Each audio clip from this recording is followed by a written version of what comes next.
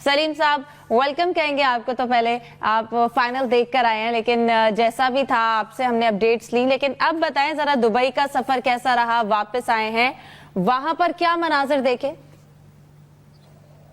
वहाँ ज्यादातर जो पाकिस्तानी थे वो तो अफसरदा ही थे, जाहिर है जिस तरह की चीजें हुई। और विजुअलाइज कर रहे थे कि अगर हमारी टीम यहाँ खेल रही होती तो कैसा मंजर होता। आपने मेरी वो तस्वीर भी देखी होगी, मैं भी यही सोच रहा था उस वक्त कि यार काश यहाँ रिजवान होता और हम उसके साथ इसी तरह ट्रॉफी के साथ तस्वीर बनवा रहे होते, लेकिन ये नहीं हो सका।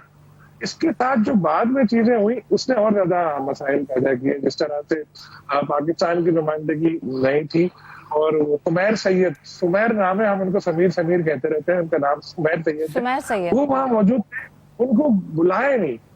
इस पे भी काफी बात हो चुकी है। लेकिन एक और बात जो हम लोग भूल रहे थे वो ये थी कि जो ब्रेक हुआ था इनिंग के बाद, उस वक्त एक इंडिया कल्चरल शो भी हुआ था उधर ग्राउंड में ही ना। तो क्या ये सुमैर सैयद को पता था कि ऐसा होगा? और अगर पता तो उन्होंने इजाजत कैसे दी या उनसे पूछा ही नहीं गया? मतलब कहने का ये है कि वो सारा शो इंडिया ने हाईजैक कर लिया था। इख्तितामी सरगर्मी भी, जो तकरीब थी वो भी, और दरमियान में जो हुआ, इसमें लोगों को गुस्सा ना डबल हो गया। एक तो हमें ये गुस्सा था कि हमारी टीम बाहर हो गई, दूसरा हमें ये गुस्सा हुआ कि सारा कुछ हम लोगों का मेला था, हमने सजाया, सब वो था, इंडिया वैसे ही वहां पे अपने मैच ले गया था, लेकिन सारा कुछ फिर इंडिया के पास चला गया। इंडिया ने हमारे बंदे को भी साइडलाइन कर दिया, इंडिया ने अपना कल्चरल शो भी किया। मतलब लग ये रहा था कि सारा इंडिया इंडिया हो गया। और नाम सलीम साहब, जैसे आप कह रहे हैं कि इंडिया के सब कुछ जो है वो इंडिया ले गया, इवेंट भी, और कह लें कि इस वक्त सबके फोकस था इंडिया पर, लेकिन पाकिस्तान फिर इतना ज्यादा क्योंकि होस्ट था, तो पाकिस्तान क्यों इतना बेबस था? इस हवाले से वहां पर ऑफिशियल्स की क्या डिस्कशन हुई थी? देखें, जो कुमैर साहब हैं ये नए नए आए हैं, ये ज्यादातर रहे आला शख्सियात के साथ हुकूमती। तो क्रिकेट की एक बिल्कुल अलग फील्ड है, क्रिकेट में अलग तरीके से लोगों से डील करना होता है। वहां खेलना तो जाहिर इनको नहीं, लेकिन सारे लोगों के साथ डीलिंग कैसे रखनी है, कैसा सब कुछ करना है, उन चीजों में ये ना तजुर्बेकार है। सलमान नसीर बहुत अरसे से ये काम कर रहे थे, सीईओ जो पुराने थे, लेकिन उनको फिर पीसीबी ने चैंपियंस ट्रॉफी से पहले ही पीएसएल का सरबराह बना दिया, जो टाइमिंग थोड़ी गलत समझ आई और इस चीज का थोड़ा सा नुकसान हुआ, थोड़ा कि काफी। एक और बात, आईसीसी ने जो अपनी वजाहत में कहा था कि जी सिर्फ सीईओ या फिर उनको बुला सकते थे स्टेज पे जो चेयरमैन है, तो फिर इंडिया के जो सेक्रेटरी है वो कैसे आए थे? ये भी आईसीसी से सवाल पूछना चाहिए। इंडियन बोर्ड के तो सेक्रेटरी भी वहां मौजूद थे। ये साफ ऐसा था कि जानबूझकर पाकिस्तान के साथ ऐसा किया गया है कि चलो ये लोग वैसे ही ये परेशान है और ये इन लोगों को और तंग किया जाए।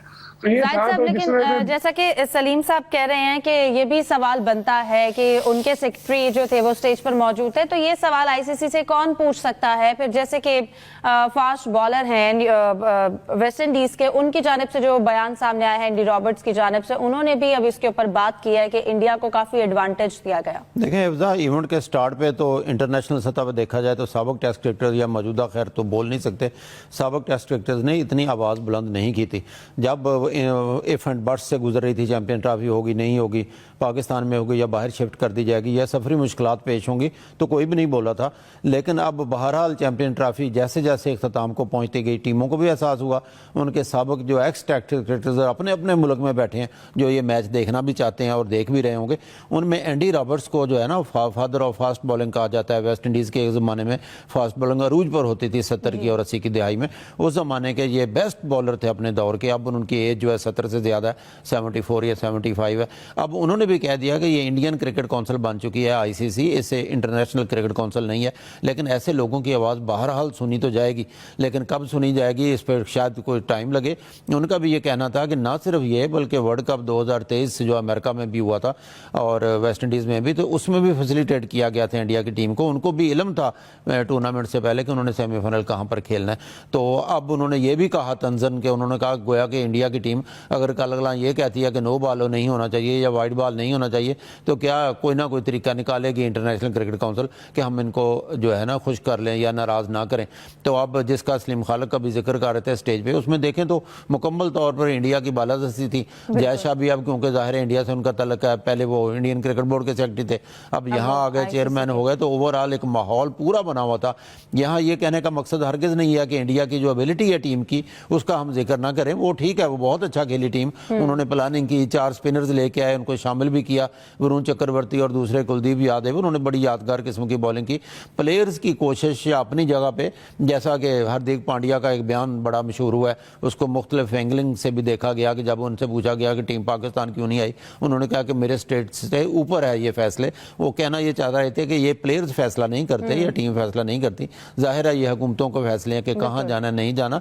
उसने कहा कि पाकिस्तानी शायकीन तो देखना चाहते थे, यकीनी तौर पर उन्होंने मैच यहाँ भी एंजॉय किया गया। तो एंडी रॉबर्ट्स का बयान इस तनाजर में अगर देखा जाए तो कम अज़ कम चले साबिक टेस्ट क्रिकेटर जिनकी आज भी बात गई सुनाई देती है, जिनका नाम है बड़ा बड़ा, और माइक अथर्टन वगैरह, नासिर हुसैन के तो पहले बड़ी बात कर चुके हैं, फिर सुनील गावस्कर ने एक बड़ा एक तेज़ बयान देकर उनको चुप भी कराने की कोशिश की थी कि पे हम करते हैं, पैसा इंडिया से जाता है, और जिस पे तनकीद भी हुई सुनील गावस्कर पे, लेकिन सुनील गावस्कर ने फिर खुशी भी मनाई, आपको पता है, डांस करके वहाँ पे उन्होंने भंगड़े भी डाले। इंडिया जीती थी उनका तो फिर डांस बनता था।